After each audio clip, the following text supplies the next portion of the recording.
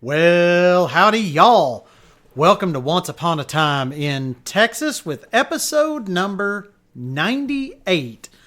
That's right, folks, number 98, almost 100 of these. And I would like to say, boy, a lot of things have changed, but they really kind of haven't. It's just still me, my computer, and a microphone giving y'all the skinny on some of Texas's history. So I'm your host, Michael Mitchell. A couple of random things, in case y'all don't know or haven't noticed. Yesterday, because I'm recording this on Tuesday, yesterday Donald Trump took office, and man, I don't know if y'all have seen the TikTok, which of course was banned for 14 hours, and I think some people had a coronary and a stroke all at the same time about that. But anyway... all over TikTok, all over Facebook, there's all kinds of stuff about Trump and some of the things he's doing. And so, regardless of how you feel, either for or against, it's going to be an interesting couple of years at least. So we'll see what happens. Yeah. So that was kind of the big news from the weekend and Monday. Today, which is Tuesday, the 21st, I went to our Wichita Falls City Council and listened in on what was going on. And really the big interesting thing was our Wichita Falls Parks and Rec Department has spent a year putting together a master plan for the next decade or so. And it looks like they've done a pretty dang good job and have some good plans. So I'm excited to see what happens with that and how things progress, because as somebody who's got a Parks and Recreation degree, more or less, it's called Leisure Services Management, but that's something I've got a bit of a passion for, and I don't know, maybe someday I wouldn't mind being a Parks and Rec director here in Wichita Falls. We'll see. The only other news I've got, a little bit of sad news. My good friend Herbert Griffin Jr., passed away, finally lost his battle with cancer, and I went down to his interment. I was not able to make his funeral on Saturday, but on Monday I went down to his interment at the Dallas-Fort Worth National Cemetery. He was a good friend. He's been in my life pretty much for the last 40 years. He met my father through the Army Special Forces unit that he was involved with in Tulsa, Oklahoma, and Herb just became a big part of our lives since then.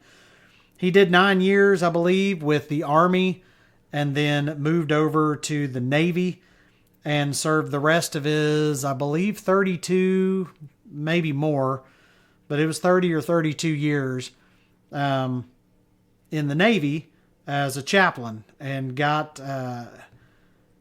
just got to go all over the world in that capacity, and was just, man, overall a hell of a guy. And I think probably the funniest thing about the whole internment, which aren't normally amusing, but it was cold, and I was riding with my parents, and I was zipping up my vest under my coat because I knew it was about to get cold before we stepped out of the car, and Herb's wife, Elenia, came up and was tapping on the window.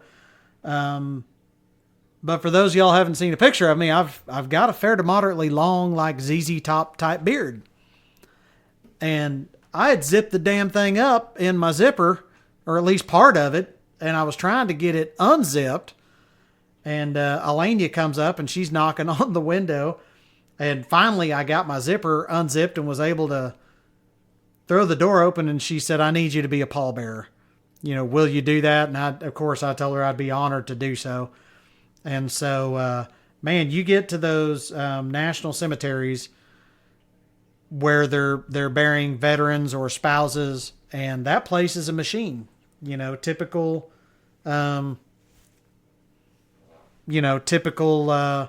military style, really. And so anyway, yeah, we unloaded Herb in his casket, and we wheeled him around to the front of this little pavilion. They did a ceremony, and then they did the full 21 gun salute, and it was incredible. A very fitting send off for one hell of a man. And so, anyway, if you're a veteran out there and you listen to this, might send up a little prayer to a guy named Herbert Griffin Jr. Thank him for his service, and pray that he rests easy. I know he will. He certainly deserves it. He was a hell of a guy in my life, a hell of a friend, and a hell of an American. So there you go. That's the news I've got. All right. So let's talk about a little bit of history that I think maybe I'd heard about and kind of forgotten about. Anyway, it just kind of came up. But what was the Texan Santa Fe Expedition? Does anybody remember that or heard about that? And then really following not long after that was the Compromise of 1850 and how it affected Texas. So I kind of want to dig into these a little bit because I thought it was interesting. So before we jump into this, I'd like to thank our sponsors, as always. That is me and Victory Home Loans. I know there are tons of people moving to or in Texas and Oklahoma, and I know a lot of y'all do too. So if they're looking to buy a house, refinance a house, reverse mortgage a house, buy some land, because I've got that capability now, send them over my way. Send them to the guy that helps make that process faster, cheaper, and easier. A broker like me. Send them over to themichaelmitchell.com, TheMichaelMitchell.com, and let me help them out.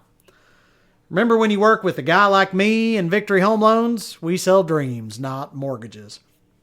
So where did this week's idea come from? No place in particular, really. No inspiration other than I was on poking around what has become my new favorite website, TSHA, Texas State Historical Association Online, it's .org. And I found this interesting stuff. So here it is. So we're going to start off with the Texan Santa Fe Expedition because it leads into the Compromise of 1850. And really, overall, it kind of explains a little bit how Texas got its shape, especially the Panhandle. Because if you've ever seen any of the original maps of Texas, you'll know that it included chunks of New Mexico, Oklahoma, I think maybe a little bit of Kansas and Colorado. It went way on up there. And maybe a little chunk of Wyoming. I don't remember exactly. So anyway, this kind of explains at least what happened on the western side. The rest of it's obviously pretty easy. I mean, from El Paso down to the coast, you're looking at the Rio Grande. Most of the northern part of Texas is the Red River. And then, of course, it drops down on the eastern end, which is another river going down to the coast. So, I mean, three sides of Texas make a lot of sense because that's where, rivers are and where they flow. Rivers make natural boundaries. But that western end, it doesn't follow anything. It just goes straight up. So we're going to explain that and look at that a little bit. So the Texan Santa Fe Expedition, and I did get this from TSHAonline.org. So here we go. It was a politico-military commercial expedition of 1841, was occasioned by President Maribel B. Lamar's desire to divert to Texas at least a part of the trade that was then carried over the Santa Fe Trail, and, if possible, to establish Texas jurisdiction over the Santa Fe area, which the Republic of Texas claimed on the basis of the Act of December 19th, 1836, which was when, Texas declared independence. And so, anyway, Texas needed trade. I'm sorry, I might have been off on that. Hold on. Let me do a little checking. Sorry. Texas independence, 1836. Sorry, got a little off there. So Texas needed trade, right? We're in debt. We had some stuff go on. We were trying to figure it out. And so they claimed this big part of New Mexico. So they needed trade, and the Santa Fe market offered really the best opportunities, but no steps had been taken to exercise control over the New Mexican settlements until 1840, when William G. Dryden, a citizen of Santa Fe, visited Austin and, on being approached by Lamar, agreed to act as a commissioner for Texas in an effort to influence the people of New Mexico to approve the change in government. John Rowland and William Workman, two other citizens of Santa Fe, were also appointed commissioners. On his return to Santa Fe, Dryden took with him, in addition to the instructions for the commissioners, a letter written by Lamar to the people of Santa Fe. In this letter, dated April 14th, 1840, Lamar outlined the benefits which would accrue to the New Mexicans on their joining the Republic of Texas, and promised that commissioners would be sent out as soon as possible to answer any questions and to perfect the establishment of union. Failing to get the congressional approval, Lamar, on his own initiative, proposed an expedition to Santa Fe to establish a trade route, as well as to offer the New Mexicans the opportunity of participating in the Texas government. A call for volunteers was issued. The merchants were promised transportation and protection for their goods to Santa Fe. William G. Cook, Richard F. Brenham, Jose Antonio Navarro, and George Van Ness were appointed as civil commissioners. The military force to protect the merchants was headed by a cat named Hugh McLeod, with George Thomas Howard as second in command. The recruits were organized into 5 companies of infantry and 1 of artillery. George Wilkins Kendall and Thomas Falconer accompanied the expedition as guests. These, with the merchants, teamsters, and others, brought the total number to 321 people. 21 ox-drawn wagons carried the supplies as well as the merchandise of the traders, which was valued at about $200,000, which in 1840 was a lot more than it is now. Don't get me wrong, if any of y'all out there are independently wealthy and you think, I don't need this extra $200,000 laying around, contact me. I will give you my address. I promise you I will do good things with the money. But $200,000 in 1840 was a whole lot more money back then. So on June 19th, 1841, the party officially designated the Santa Fe Pioneers set out from Kinney's Fort on Brushy Creek, 20 miles north of Austin, and traveled north, crossing the Brazos River just below Bee Mountain on July 8th, and striking the western Cross Timbers area, or in the area of present Parker County on July 21st. The command pursued a northwestern course through the Cross Timbers and continued in the direction to the present site of, you guessed it, Wichita Falls, where the Wichita River was in fact mistaken for the Red River. I don't know how. They look very different. But the pioneers followed the valley of the Wichita from August 5th until August 17th, when they were deserted by their Mexican guide. They finally realized their error, sent a company out to the north to search for the actual Red River. On August 20th, the guide returned to lead and command to the northwest. They were harassed by Indians and suffering because of insufficient provisions and scarcity of water. The expedition slowly made its way to the northwest.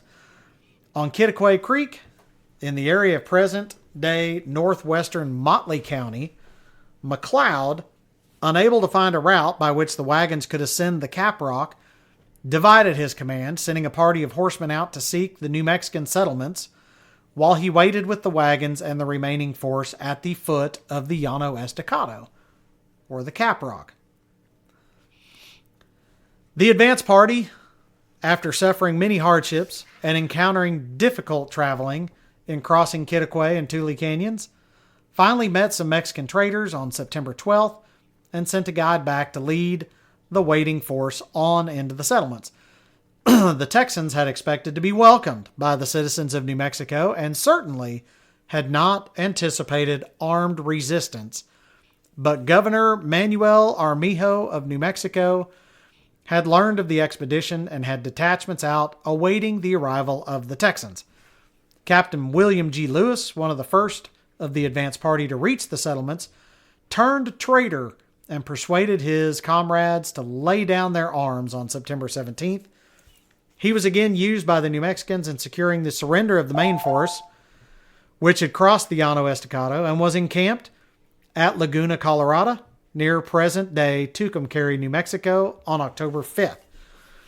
Thus, without the firing of a single shot, the entire expedition passed into Mexican hands. The Texans, reduced in number and broken in health and spirit, had been conquered by the arid plains rather than the force of Mexican arms. The Texas prisoners were marched down to Mexico City, which probably pissed them off, to be honest. Because, you go from Austin, all these hardships and everything. You cross the Llano Estacado, the staked plains where there's not a whole lot of water. And then you finally get to where you're going. And they go, you know what? You are basically prisoners of war. And now we're going to march you to Mexico City, which is pretty much hell and gone from where they were. So they were subjected to a lot of indignities, both en route and after their imprisonment in Mexico. And the affair became the subject of a heated diplomatic controversy between the United States and Mexico before most of the prisoners were finally released in April 1842, some 2 years later, pretty much. Although generally considered a failure, the expedition stimulated a renewal of interest in Texas within both the United States and Mexico and formed a basis for Texas's claim to Western territory. So now that brings us to the Compromise of 1850. So I'm going to read a little bit about this here. So the Compromise of 1850 was a package of 5 separate bills passed by the United States Congress in September 1850. So now we've jumped forward 8 years. So remember, Texas became a state in December 1845. So this is almost 5 years later. And these bills basically put out that they temporarily diffused tensions between slave and free states in the year leading up to the American Civil War, which was 1861 to 1865, which we all know happened. We know what was going on. But remember, this is 11 years before that.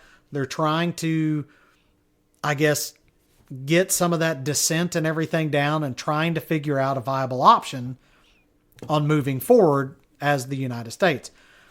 So designed by Whig Senator, Whig, W-H-I-G, in case you don't remember, that was a party back then, Whig Senator Henry Clay and Democratic Senator Stephen Douglas, with the support of President Millard Fillmore, the compromise centered on how to handle slavery in recently acquired territories from the Mexican-American War, which was 1846 to 1848. So here are the provisions of the compromise. So this gives you an overall view, right, of what these things were. So first, it approved California's request to enter the Union as a free state. That was important. It strengthened fugitive state laws with the Fugitive Slave Act of 1850. It banned the slave trade in Washington, D.C., while still allowing slavery itself there. It defined the northern and western borders for Texas while establishing a territorial government for the territory of New Mexico, with no restrictions on whether any future state from this territory would be free or slave. So this describes the western end of Texas, the eastern end of New Mexico, and sets up a territorial government. And last, it established a territorial government for the territory of Utah, with no restrictions on whether any future state from this territory would be free or slave. So the results, so that's interesting. So there were 5 things, and it mostly had to do with slavery. Makes sense, right? So the results of the Mexican War brought Texas into serious conflict with the national government over the state's claim to a large portion of New Mexico. The claim was based on efforts by the Republic of Texas beginning in 1836 to expand far beyond the traditional boundaries of Spanish and Mexican Texas to encompass all of the land extending the entire length of the Rio Grande. That was important. Efforts to occupy the New Mexican portion of this territory during the years of the Republic pretty much came to nothing. That's what we were talking about with the Santa Fe Expedition. That's why I included it. In the early months of the Mexican War, so remember we're talking 1846 to 1848 now, federal troops commanded by General Stephen Kearny easily occupied New Mexico.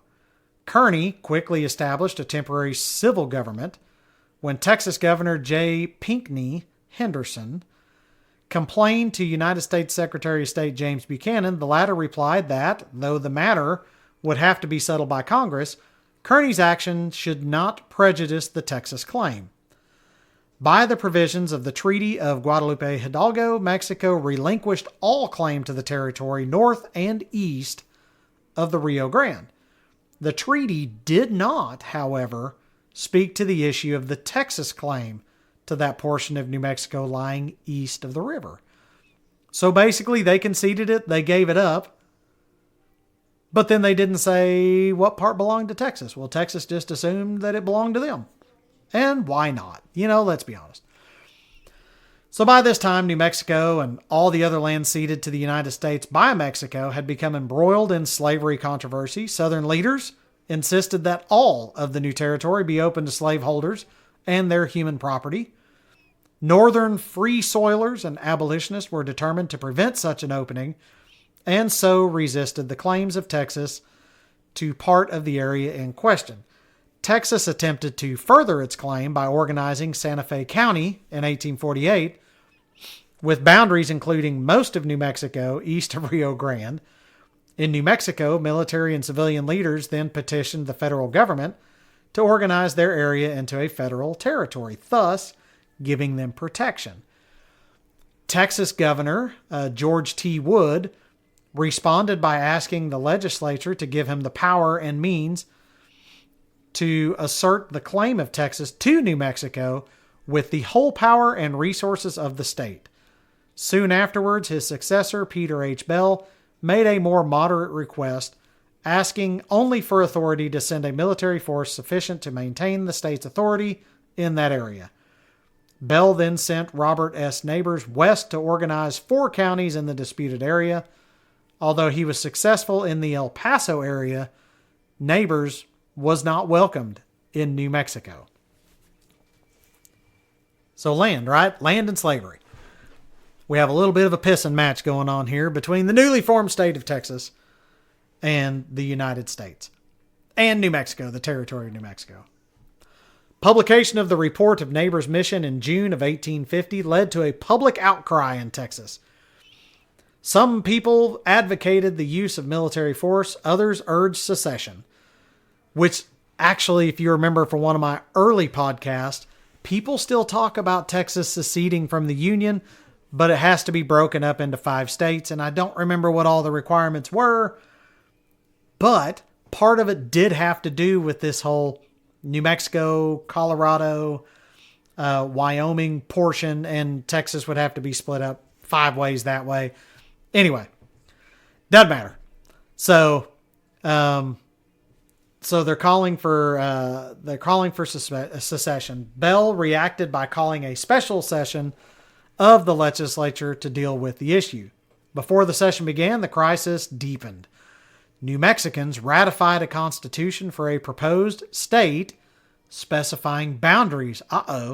New Mexico is standing up going, no. And the boundaries included the territory, you guessed it, claimed by Texas. Think some people were irritated? I'll bet they were. Also, President Millard Fillmore reinforced the Army contingent stationed in New Mexico and asserted publicly that should Texas militiamen enter the disputed area, he would order federal troops to resist them. Southern political leaders responded by sending Governor Bell offers of moral and even military support. Yep, things are getting real.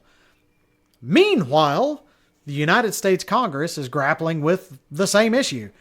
On January 16, 1850, Senator Thomas Hart Benton of Missouri introduced a bill that would have had Texas cede all lands west of the 102nd longitude and north of the Red River to the United States for $15 million.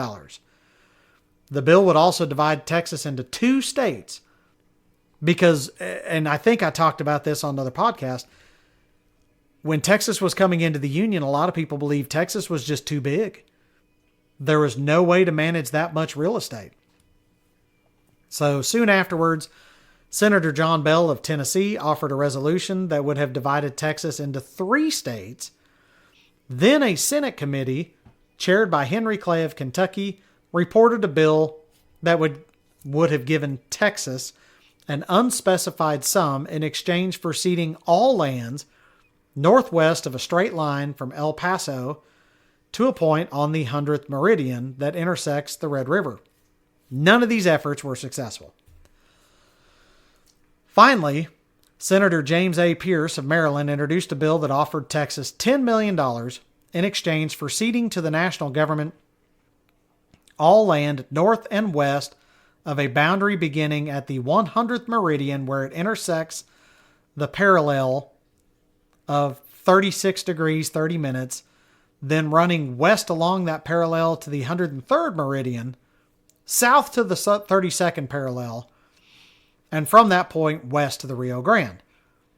That bill had the support of the Texas delegation and a moderate leaders in both the North and the South. Holders of bonds representing the debt of the Republic of Texas lobbied hard for the bill. Of course, they wanted their money back, for it specified that part of the financial settlement was to be used to pay those obligations. The measure passed both houses of Congress in the late summer of 1850 and was signed by President Fillmore, therefore giving us the very straight, very cornered edge of West Texas. So pretty much we come in a straight line from just near El Paso, straight line east, and then it just hooks a 90-degree angle and heads straight north for a long way. And then the 103rd meridian, which gives us that northern, very straight edge. And then it starts following the Red River on down from there. So that's why we have all these squiggly lines in the north, east, south, and even southwest portion of Texas. And then we get to that west and northwest part, and even the north part of the Panhandle, and it is straight as an arrow. That's how we got that shape. So there was some opposition in Texas to accepting the proffered settlement. Voters at a special election approved it by a margin of 3-1. The legislature then approved an act of acceptance, which Governor Bell signed November 25th, 1850. The Boundary Act and 4 additional bills passed. So those were the other bills with New Mexico, Utah, California, and the slavery, Washington, D.C. slavery. So that was the other 4 bills. They all passed about the same time and all dealing with controversial sectional issues. And it came to be known collectively as the Compromise of 1850. So there you go. We've got the Santa Fe Expedition where we were trying to assert our authority there in New Mexico. And then we kind of wrapped it up and ended that whole issue, I guess, with the Compromise of 1850. So there you go. A little bit of interesting history as to why Texas is shaped like it is. And there's even more interesting history on why we are so big. But the long and the short of it is we wanted to be this big and nobody was going to put baby in a corner. So what do y'all think? Let me know what other weird, off-the-wall, or interesting Texas history you would like to hear about. I want to thank our sponsors again, Me and Victory Home Loans. You know someone moving to or in Texas or Oklahoma? Send them my way. TheMichaelMitchell.com, THE MichaelMitchell.com. Remember, I sell dreams, not mortgages. Love making people laugh and smile and help people get into homes of their own. Thank you all for tuning in to episode number 98 of Once Upon a Time in Texas. As always, remember, the stars at night are big and bright, deep in the heart of Texas. Y'all have a great week.